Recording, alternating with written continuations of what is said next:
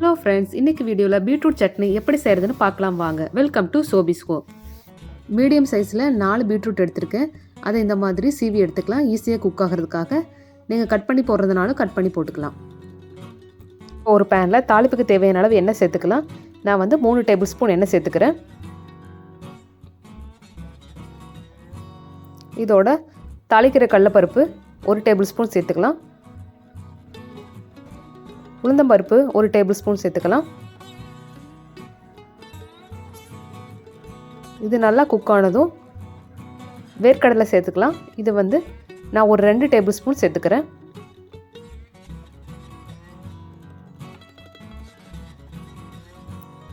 எல்லாம் நல்லா ரோஸ்ட் பண்ணி எடுத்துக்கலாம்.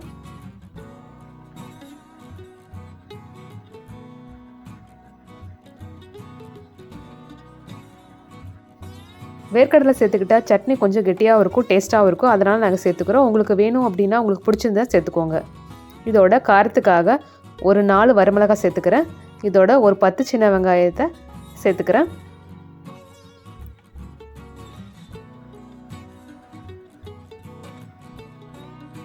வெங்காயத்தை நல்லா வதக்கி எடுத்துக்கலாம்.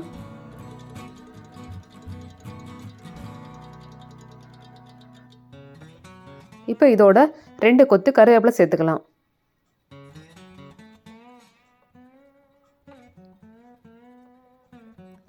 கருவேப்பிலை நல்லா குக் ஆனதும் சட்னிக்கு தேவையான அளவு புளி சேர்த்துக்கலாம். ஒரு துண்டு புளி சேர்த்துக்கிறேன். இப்போ இதெல்லாம் நல்லா குக் ஆனதும் நம்ம துருவி வச்சிருக்கிற பீட்ரூட் அதில் சேர்த்துக்கலாம்.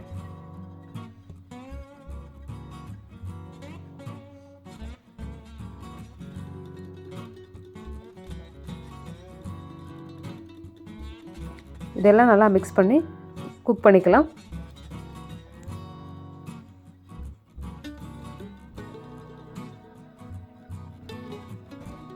துருவங்காட்டி சீக்கிரமாக குக் ஆயிரும். நான் பூண்டு சேர்க்க மறந்துட்டேன். நீங்கள் வெங்காயம் சேர்க்கும் போதே பூண்டு 2 துண்டு சேர்த்துக்கோங்க. நான் இப்போ பூண்டு சேர்த்துக்கிறேன். இப்போ இதையும் சேர்த்து நல்லா மிக்ஸ் பண்ணிக்கலாம். சட்னிக்கு தேவையான அளவு உப்பு சேர்த்துக்கலாம்.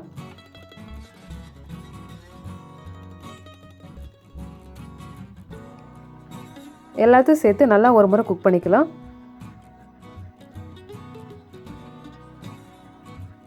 கடைசியாக துருவன தேங்காய் ஒரு கைப்பிடி சேர்த்துக்கிறேன். இப்போ இதையெல்லாம் நல்லா மிக்ஸ் பண்ணி ஆற வச்சிடலாம். நல்லா ஆறினதுக்கப்புறம் மிக்ஸி ஜாரில் சேர்த்து நல்லா அரைச்சி எடுத்துக்கலாம்.